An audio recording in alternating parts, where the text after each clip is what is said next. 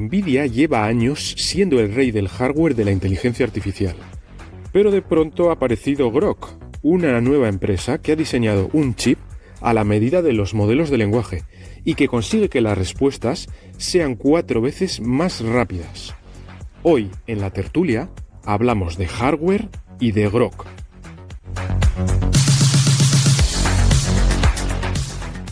La tertulia de la inteligencia artificial.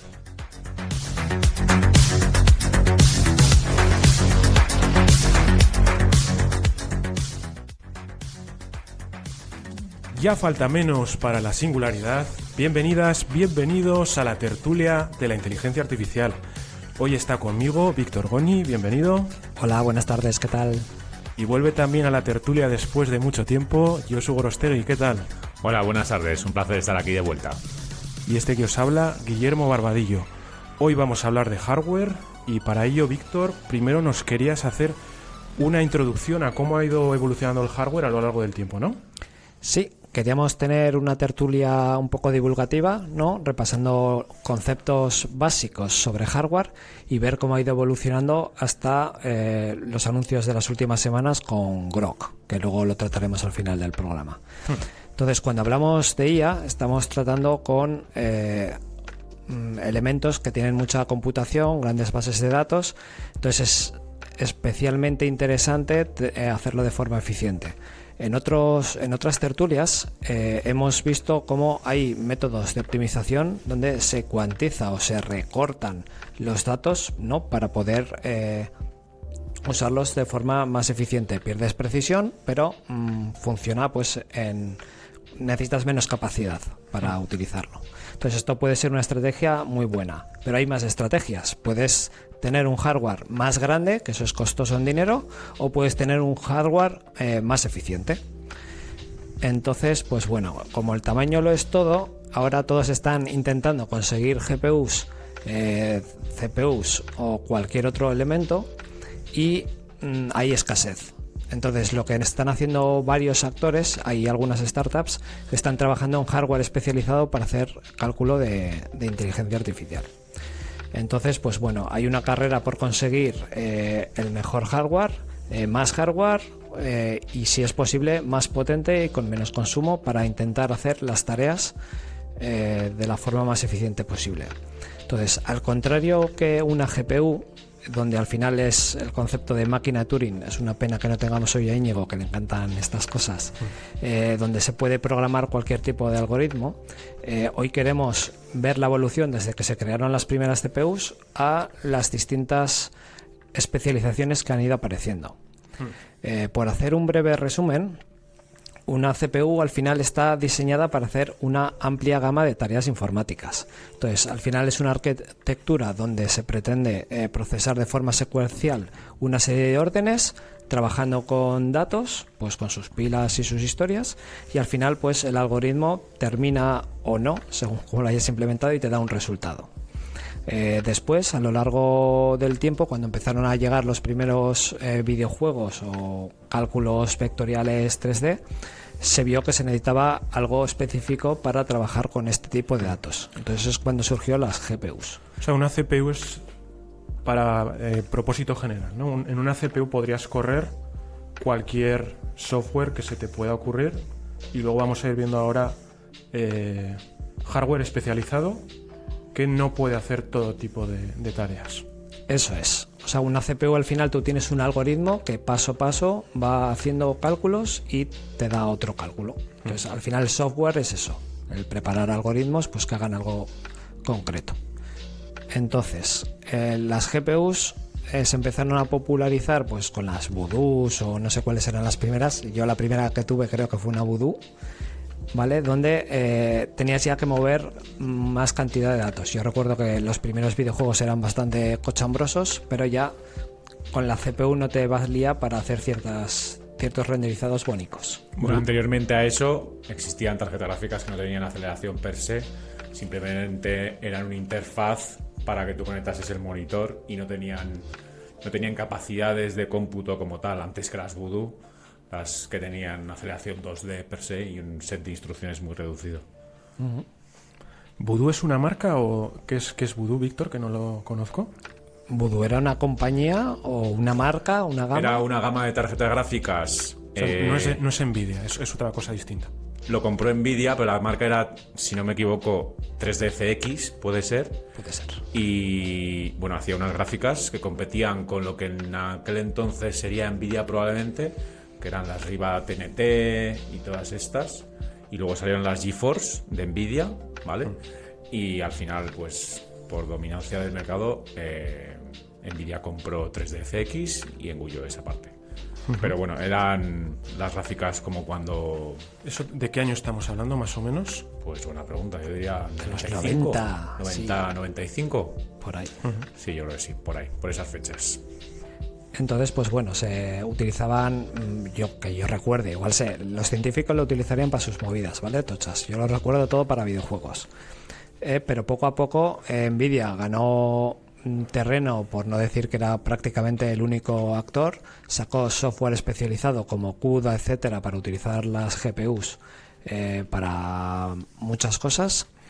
Y poco a poco las ha ido evolucionando hasta los RT Cores, ¿no? Se podría decir que era la última evolución, donde se desliga un poco de ese cálculo de matrices, ¿no? Sumas y multiplicaciones que hacían las GPUs a lo tocho en paralelo, y empieza a meter unos cálculos un poco más especializados, ¿no? Servía en videojuegos para ray tracing, si no me equivoco, y también pues para ciertas tareas de inteligencia artificial. O sea, por hacerlo más alineado con la evolución temporal, o sea, antes de meter los tensor cores en las gráficas y prepararlas para ese tipo de cómputo, sí que es cierto que Nvidia supo ver bien el mercado y preparó las gráficas desarrollando CUDA. Es decir, se veía que se podían aprovechar el tipo de procesadores que existían en las gráficas para, pues con un lenguaje de abstracción como es CUDA, para desarrollar cálculos de índole científico. No existían todavía las redes neuronales, pero pues si querías desarrollar un algoritmo que requiriese mucha paralelización, pues podías hacerlo, pero no tenías la capacidad porque tenías que hablar un lenguaje de tipo, pues de procesamiento gráfico. Entonces ellos desarrollaron CUDA, que digamos que es un lenguaje de abstracción para poder hablar con la gráfica, y entonces ya pues los primeros papers de digamos relacionados con computación desarrollada en gráficas es cuando tuvieron lugar. Uno de los primeros relacionado con redes neuronales, pues digamos que fue el de AlexNet, ¿no? Que ellos desarrollaron en una GTX 500 por ahí, pues implementaron en dos gráficas el algoritmo de entrenamiento. Entonces eso lo desarrollaron en CUDA porque Nvidia lo había, digamos, proveído, y pudieron terminar el entrenamiento. Entonces ya ahí la barrera inicial fue que ya no era una unidad de procesamiento gráfico únicamente, las GPU, sino que eran ese GPU de General Purpose GPU, ¿no? Que ya podías hacer cálculos de propósito general en las gráficas, gracias a esas cosas que había añadido Nvidia, ¿no? Entonces, a partir de ahí, la industria ha ido creciendo un poco y pues empezaron a meter los tensor cores, que eso ya sí que un poco se separa la capacidad de pues operar con polígonos, etcétera, a esos módulos que son específicos para pues operaciones algebraicas tensoriales, ¿no? Sí, y yo quería dar también una nota histórica.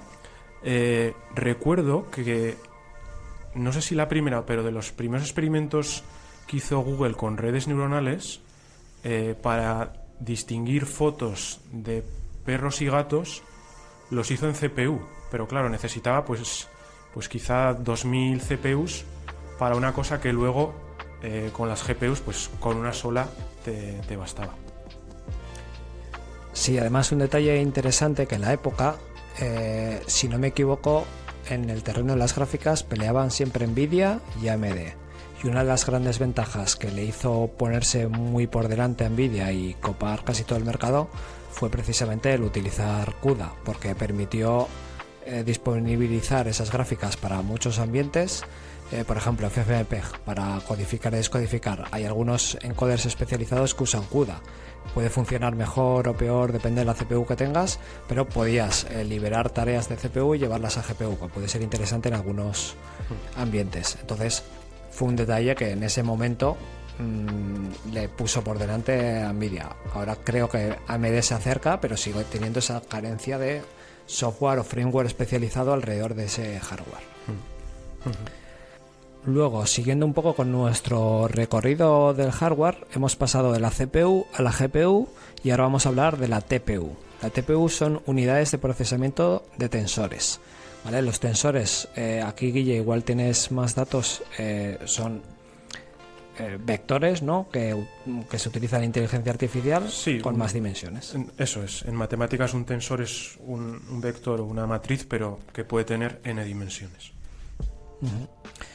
Entonces, esto creo que inicialmente fue desarrollado por Google, ¿vale? Para acelerar el aprendizaje automático. O sea, una vez que pasamos esa etapa de las GPUs ayudan y vienen bien, oye, vamos a buscar algo más especializado que nos ayude a hacer tareas específicas con más eficiencia aún, ¿vale? Creo que también se usaron para algo de ray tracing, pero aquí no estoy muy seguro. No sé si Josu tienes más detalles. Yo diría que no. O sea, Yo al creo que final no. es hardware que ha diseñado Google para acelerar sus entrenamientos y no depender de Nvidia. Lo que sí me suena es que, o sea, igual no eran TPUs exactamente, igual eran NPUs o algún tipo de chip especializado para Machine Learning. En los Apple Silicon y en los Qualcomm que se usan en smartphones sí que se meten cores especializados para hacer inferencia. No sé si están muy inspirados en estas TPUs o en NPUs, pero sí que es cierto que bueno, se ve la utilidad, ¿no? Claro, ahí, o sea, la cosa es que las TPUs son propietarias de Google. Es posible que en los Pixels reaprovechen parte de ese conocimiento, pero entiendo que las que haga Apple las habrán tenido que desarrollar ellos. Que yo sepa, no hay acuerdos para transferencia de conocimiento. Sí, igual en el son diseño. NPUs o así. Sí, bueno, lo que nos tenemos que quedar del punto de las TPUs, que al final es un hardware muy específico al circuito, a lo que va a hacer, a la tarea, ¿vale? Entonces vemos cómo nos estamos cada vez especializando más. Entonces el siguiente punto importante que me parece que tenemos que visitar son las NPUs, que son otros aceleradores de inteligencia artificial, pero ya más enfocado en las neuronas. Entonces está pensado para hacer procesos de inteligencia artificial, pero además con un bajo coste. Esto creo que es lo que comentabas ahora, Josu, de Sí. llevarlo a móviles, llevarlo a laptops, donde fuere, pero donde la premisa es no solo seas eficiente, sino intenta bajar el consumo en lo posible. No tiene por qué ser más potente que las anteriores, pero sí más eficiente. Sí, al final hay en la industria una necesidad de que ciertos modelos de redes neuronales corran en el móvil. No todo tiene que correr contra un servidor que esté en la nube, con una Nvidia o con un Grok, sino que muchas veces querrás correr un modelo como, por ejemplo, para desbloquear el móvil con la cara o para utilizar la huella dactilar, pues puedes tenerlo embebido en el propio smartphone. Entonces, en ese caso, pues que tengas aceleración hará que la experiencia sea muchísimo más rápida. Sí. Además creo que ahora Copilot estaba planeando, cuando esto se empieza a popularizar en los dispositivos, el utilizarlo pues para hacer parte de la inferencia en el lado del cliente, y así te ahorras cómputo en la nube y te ahorras latencia. ¿Vale? Y el último elemento importante, que la última pieza que necesitamos para entender un poco la especialización del hardware, son las LPUs, que es de lo que va a tratar la siguiente parte del programa. Las LPUs son aceleradores de inteligencia artificial, pero pensadas para modelos grandes de lenguaje. Los modelos grandes de lenguaje no solo necesitan capacidad de cómputo, sino además muchísima memoria. Actualmente el mayor problema que tenemos la gente con ordenadores más o menos comunes en casa es que para cargar estos modelos necesitamos mucha memoria RAM en la tarjeta gráfica, no sirve la del ordenador. Entonces es un cuello de botella para utilizar, pues Mistral ha sacado unos modelos que son los 7X8B. Guille, no sé si nos puedes explicar un poco cómo es el tamaño. Sí, no sé si lo adelantamos en algún podcast, pero bueno, al final GPT-4, que no se comentó nada en sus inicios, cada vez hay más evidencias de que es un ensemble de expertos. Mixture of experts. Mixture of experts. Entonces al final son pues 8 modelos en paralelo, pero cuando estás en inferencia no utilizas todos a la vez, sino que dependiendo de la pregunta que te han hecho, pues le consultas a alguno de los expertos. Entonces, por ejemplo, el que comentas de Mistral, son 8 expertos, cada uno con 7 billones de parámetros. Entonces, ese modelo en Float 16 ocupa unos 96 gigas. O sea, es un modelo muy grande. Entonces, claro, bueno, yo creo que ninguna tarjeta gráfica comercial tiene esa memoria. Entonces, si quieres ejecutarlo en una tarjeta comercial, lo tienes que cuantizar a Float 4. Entonces, Float 4 utiliza un cuarto de la memoria, estaríamos hablando de 24 gigas, y ahí pues sí que hay tarjetas de memoria con más de 24 gigas, pero son, digamos, de uso profesional. Pero si tuvieras 2 tarjetas de 24, podrías dividir las capas del modelo entre ellas, esas dos, y lo podrías ejecutar en tu casa. Vale, y entonces este tipo de hardware está especializado no solo en hacer cálculos, sino en tener esa memoria pues repartida de forma eficiente con sus cachés. Luego lo veremos un poco cómo funciona por debajo. Entonces están preparados para maximizar los toques por segundo que pueden ofrecer estas redes, aunque no te garantiza tampoco vaya más rápido. Si tienes una gráfica muy buena y tienes una LPU normalita, yo no he podido experimentar. Creo que Grok a día de hoy tiene una API y te deja probarlo, pero bueno, no sabemos qué hardware hay detrás. No sé si a nivel comercial se puede adquirir para probar a día de hoy. Entonces, bueno, haciendo un poco de repaso sobre todos estos elementos: CPU, GPU, TPU, NPU, LPU, ¿vale? Hemos pasado por de lo más general a lo más concreto, ¿vale? Hay conceptos como ASIC, FPGA, que no vamos a entrar en detalle porque no queremos tampoco embarrar el podcast con un montón de conceptos y abrumaros. Pero bueno, que sepáis que hay muchísimas siglas y que si te las lees y las entiendes, pues mola. Pero bueno, estos son lo mínimo que necesitamos. Entonces no sé si queréis hacer alguna comparativa, o sea, que creéis que tiene sentido todos estos cambios, ¿no? ¿Hacia dónde vamos?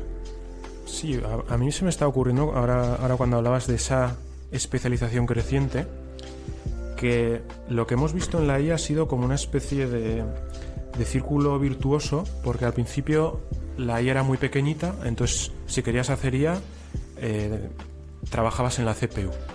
Luego pues se dio la casualidad, bueno, casualidad entre comillas, de que utilizar la GPU te permitía acelerar los entrenamientos. Entonces el campo de la IA se subió a los hombros de los gamers y empezó a usar hardware de gamer para sus entrenamientos.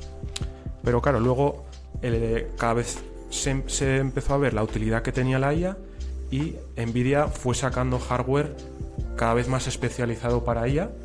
Luego hemos visto TensorFlow, las NPUs y las LPUs. Entonces, claro, ahora el campo de la IA es tan grande que te puedes permitir hacer un hardware súper específico como las LPUs, porque hay gente que está dispuesta a pagar por ello. Pero si vuelves 20 años atrás, hubiera sido impensable hacer ese hardware específico, pues porque era tan pequeñito que es que no era viable económicamente. Aún así, Nvidia sabe por dónde va el futuro de la IA, o al menos ellos hacen una apuesta de que ya no están centrados en el hardware gaming únicamente, sino que tienen que hacer una apuesta muy fuerte por ser lo que ellos llaman una factoría de IA. Entonces, existe una clara tendencia a que focalicen muchísimo en cada, digamos, nueva arquitectura en esta capacidad para poder ejecutar en modelos de redes neuronales. Ya al final, por ejemplo, en la última iteración, el proceso de fabricación es el mismo, pero sí que es cierto que el número de, digamos, de tensor cores, pues lo suben para que puedan albergar, para que puedan hacer más procesamiento de redes neuronales, suben la memoria. Entonces eso directamente en el escenario gaming no tendría aporte. Probablemente pues en la siguiente generación de tarjetas, en las 5090, sí que habrá mejora. Pero a nivel de redes neuronales, pues sí que se ve que ellos hacen una gran apuesta por esa capacidad de cómputo de IA, pues maximizando los tensor cores. El mejor ejemplo para mí es el DLSS, que muchas veces hemos hablado. O sea, al final tú tienes una capacidad de cómputo para, digamos, renderizar un escenario, ¿vale? Y gracias a tener DLSS, pues, y con técnicas de super resolución, pues puedes generar esos frames adicionales utilizando, digamos, otros cores que no están siendo ocupados por la parte que renderiza el escenario. Entonces, los que tienen esas gráficas pues se benefician de un juego como más fluido, con más capacidad, con más detalle, y los que no tienen pues van más lento. Que paguen. Exactamente. Y una pregunta me viene, igual lo podemos tratar en otro podcast, pero ¿Nvidia supo anticipar todo esto o fue suerte que se encontrara de morros con esta situación? A ver, en mi opinión, o sea, hizo las cosas bien, como en el caso de CUDA. Yo creo que eso lo hizo muy bien y supo ver que había ahí campo para el research. Pero creo que, por ejemplo, la parte de cripto minado, etcétera, eso pues lo topó y lo supo aprovechar. Yo creo que sí. Sí, yo creo que, a ver, un poco de suerte está claro, porque poder predecir el crecimiento que ha habido era imposible hace 20 años, pero como dice Josu, pues tuvo la visión de hacer CUDA y pues compró ese boleto para que luego le tocara la lotería. AMD podía haber hecho lo mismo y todavía no lo ha hecho, así que tiene su mérito. Sí, ojalá funcionara mejor en Linux y fuera open source, pero bueno, una pena. Pero bueno, no hemos venido a hablar de Nvidia, sino de Groq. Groq es una startup que fue fundada en 2016 por Jonathan Ross, que trabajó en las TPUs de Google. No hay que confundir a Groq con Grok, aunque suenan igual, que es el chatbot de Elon Musk, que bueno, ha notado para hacer ese chatbot la escasez que hay de GPUs y también se visibiliza ese problema que hay ahora en la industria, que no hay tantas obleas o no hay tanto hardware para toda la demanda que hay. Sí, eso está haciendo que suba el precio. No hay capacidad de fabricación suficiente a día de hoy. Sí, o sea, al final, de hecho, Nvidia creo que pide a TSMC que le haga las gráficas. Apple creo que tiene su propia manufactura o entre los dos. No. O sea, grandes fabricantes está TSMC y Samsung. ¿Y ninguno más? Creo que hay algún otro, pero Apple desde luego no. Apple lo único que hace es diseñar, sí. Creo que querían montarse algo, pero... Sí, me suena a mí, pero bueno. Pero bueno, veremos en qué queda. Sí, porque, o sea, lo decía porque Apple sí que tiene... Claro, es que al final depende también del tamaño del chip. La tecnología de fabricación de Apple es de los chips de Apple es de 3 nanómetros, pero entiendo que se lo dará también TSMC. Sí. Entonces, desde el punto de vista de hardware, este es de tipo ASIC, que significa Application Specific Integrated Circuit, que al final son hardware para una actividad muy concreta, como ya hemos ido comentando. Los puntos interesantes que ofrece la startup a nivel de promocionarse, venderse, es que se crea en el 100% en Estados Unidos. Entonces utiliza como fabricante de obleas TSMC, creo que con tecnología de 14 nanómetros, y según sus benchmark, en los tokens por segundo que ofrecen las LLMs se consigue una mejora. No sé si aquí queréis dar algún detalle. Sí, yo a grandes rasgos, viendo los benchmarks, es unas 4 veces más rápido que lo que ofrece la competencia a día de hoy, que la competencia lo que utilizan es Nvidia. Entonces creo que llegan a los 300 tokens por segundo. No sé, con las gráficas, tú, Guille, que tienes gráficas tochas, ¿cuántos alcanzas? Muy lejos. Pues del orden de 10-20 tokens por segundo en una 3090, bueno, dos 3090, sí.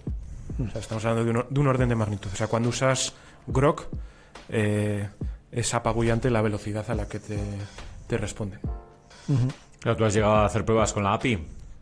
Con la API no, pero en la web te dejan probarlo. Vale. O sea, tú te metes a grok.com y le preguntas cualquier chorrada y, o sea, la comparativa más cercana que tenemos todos es ChatGPT, pues es que Grok es instantáneo, saca el texto que no te da tiempo de leerlo de lo rápido que va.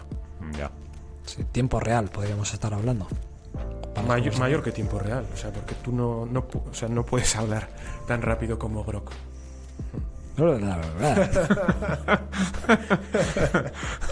Bueno, en cualquier caso es interesante. Por hacer un poco de comparación, Josu, no sé si quieres comentar qué diferencias a nivel de hardware hay entre Grok, que es una LPU, y una Nvidia GTX, que es una GPU. ¿Tienes detalles? Sí, o sea, al final la apuesta que han hecho en Grok es por embeber la memoria dentro del propio chip, ¿vale? Que al final uno de los problemas que tenían aunque siempre ha existido, por ejemplo, en las tarjetas gráficas Nvidia, es que cuando ellos generan los chips y la memoria está fuera, pues esa interconexión o ese bus de comunicación resulta pues lento entre sí y todavía empeora cuando ya tienen que comunicar entre diferentes tarjetas, ¿vale? De ahí, de hecho, que el switch de Nvidia que han sacado en la última generación sea tan relevante, etcétera. Entonces, en los chips de Grok apuestan por embeber la memoria dentro del propio chip, y como no requieren de tanta memoria, porque al final estamos hablando de orden de megas, ¿vale? Consiguen, digamos, con una tecnología de fabricación no tan puntera, es decir, creo que son 15 nanómetros o algo así, pues hacen chips de menor tamaño y de menor coste, como 14 nanómetros según veo, los pueden hacer en Estados Unidos donde sea, y pues tienen un rendimiento focalizado, digamos, en sacar el mayor número de tokens por segundo. También con las ventajas consiguientes de que, pues, ahorro energético, etcétera, porque está focalizado en eso. Sí, yo no soy experto, pero lo que oigo que se comenta es que a día de hoy puede ser más lento el mover los datos en una tarjeta gráfica que el hacer las propias operaciones, ¿no? Entonces, en Grok lo que entiendo que han hecho es identificar ese problema y poner la memoria lo más cerca posible del cómputo para que pues esa lentitud de la que tiene Nvidia en comunicarse, Grok la pueda esquivar, ¿no? Así es. Lo que no sé si sabéis, en los modelos o los benchmarks que ellos realizan, ¿son FP4, FP8 o...? Hay distintas gráficas. Entiendo que las comparativas que se hacen son justas, pero no he entrado a ese detalle. Vale, creo que son en FP8. Vale, sí. Porque al final Nvidia, como ya sabemos, juega mucho con esa... Sí. Con ese FP16, FP8, FP4. Claro, pero no, aquí si hubieran hecho esa trampa publicitaria, pues yo creo que a Nvidia igual se la dejan pasar, pero a Grok los hubieran machacado. Ya. Sí, a mí una de las cosas que más me llama la atención es lo que has comentado de que al final los chips que hace Grok tienen una memoria muy pequeñita. Estamos hablando de 220 megas por chip, que más o menos es unas 100 veces menos que lo que tiene una tarjeta Nvidia pues de 24 gigas. Entonces, claro, para hacer la inferencia tú tienes que tener pues en igualdad de condiciones 100 tarjetas de Grok comunicándose entre ellas para hacer la inferencia. Entonces, pues ahí también tienen que tener alguna comunicación muy muy buena entre chips para que eso funcione con la velocidad que está funcionando a día de hoy. Sí, ellos en algún sitio leí que la velocidad, o sea, digamos la velocidad de comunicación en terabytes segundo de memoria procesador era del orden de 80 terabytes segundo, ¿vale? Era tremendamente rápida. Lo que aún así me parece es muy poca memoria para que hagan una operación, porque al final, aunque sea la capa pertinente, el vector tiene que estar almacenado para poder hacer la operación. Entonces, desconozco los detalles, igual habría que mirarlo un poco, Pero sí que es interesante el approach, sí. Yo en algún sitio he visto que los racks donde montan Grok tienen unas 576 tarjetas, por lo cual pues estaríamos hablando de unos 126 gigas de memoria, combinando todas las tarjetas de Grok. Sí, por hilarlo un poco con el principio del podcast, no sé si veis cierto paralelismo con lo que hacen las CPUs para mejorar el rendimiento. Las CPUs internamente tienen memoria caché de distintos niveles, donde cada nivel es más rápido que el anterior y mucho más caro. Entonces normalmente el fabricante mete menos memoria. Esto le sirve al procesador para cuando va a encolar distintas tareas, oye, saco el dato rápido, empiezo a calcular el siguiente, mientras el bus lo va llevando a otro lado. Y también, bueno, hace una serie de optimizaciones que si ya tengo un dato que he usado hace poco, pues está en la caché más rápida, lo uso rápido, y si no, pues la tengo que invalidar y lo tengo que reescribir. Supongo que irán por aquí los tiros, ¿no?, con estas especializaciones y esta memoria tan cercana a los cálculos, pero no lo sé. Sí, o sea, entiendo que la memoria que lleva Grok o es la más rápida o será la del segundo nivel, pero tiene que estar utilizando un tipo de memoria como eso, sí. Estamos de acuerdo en que este producto está focalizado en inferencia. Sí, a día de hoy es solo inferencia. A día de hoy. Y también otra cosa que me llama mucho la atención es el hecho de que a día de hoy, con los 14 nanómetros, es 4 veces más rápido que Nvidia, y están planificando bajar a 4 nanómetros. O sea, cuando bajen a 4, ¿cómo va a ser eso? O sea, tengo ganas de verlo. Al final los nanómetros más pequeñitos significa que te caben más unidades de cálculo.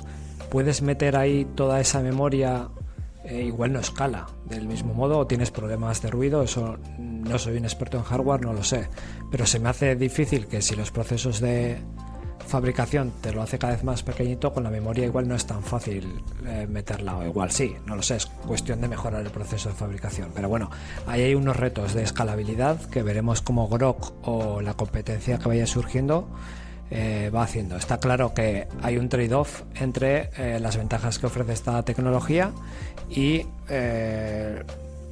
los contras que puedes tener pues para escalar o...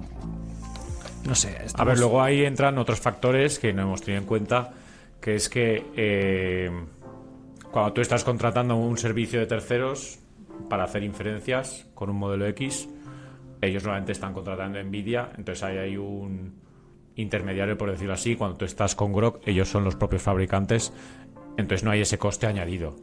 Y luego sí que es cierto que si echas números, Nvidia sí que tiene muchísimo margen con las gráficas todavía, ¿vale? Porque con la nueva generación se ha visto que todavía había margen de precios. Entonces, yo entiendo que ellos, al ser fabricantes, pueden apurar bastante,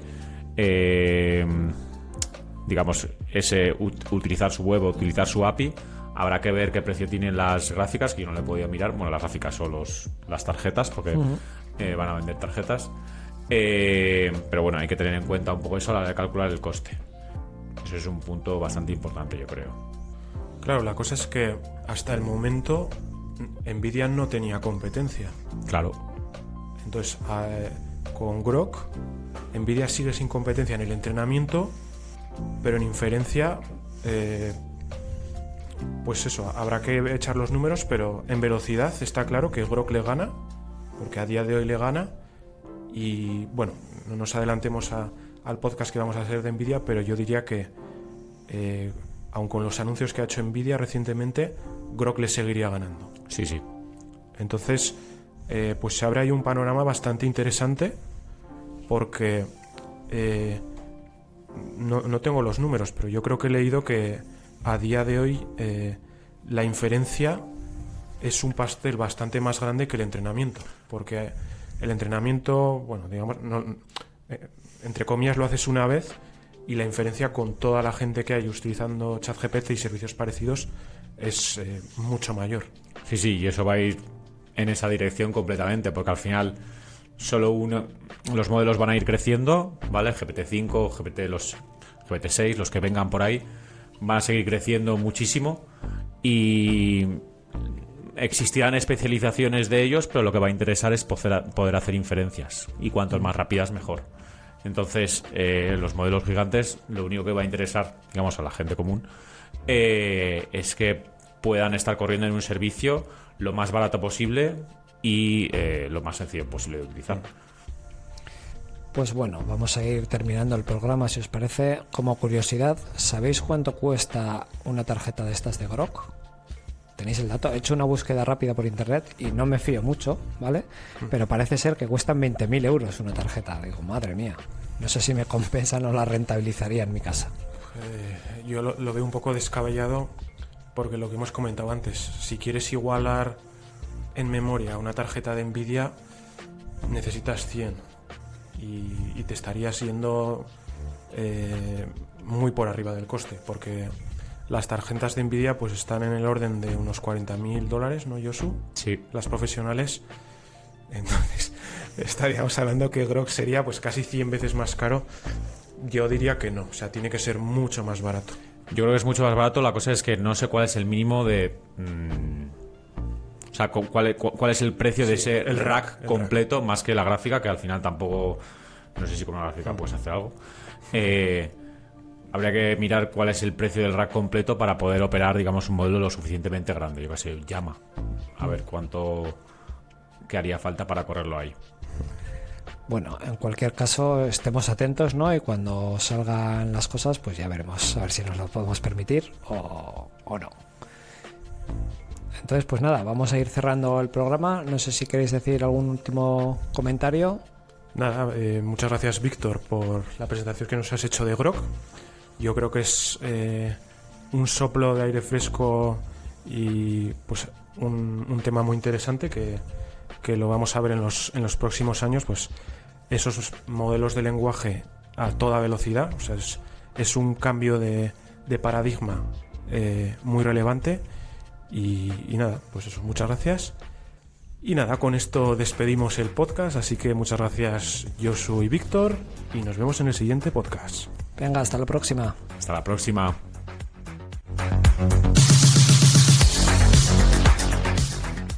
La tertulia de la inteligencia artificial.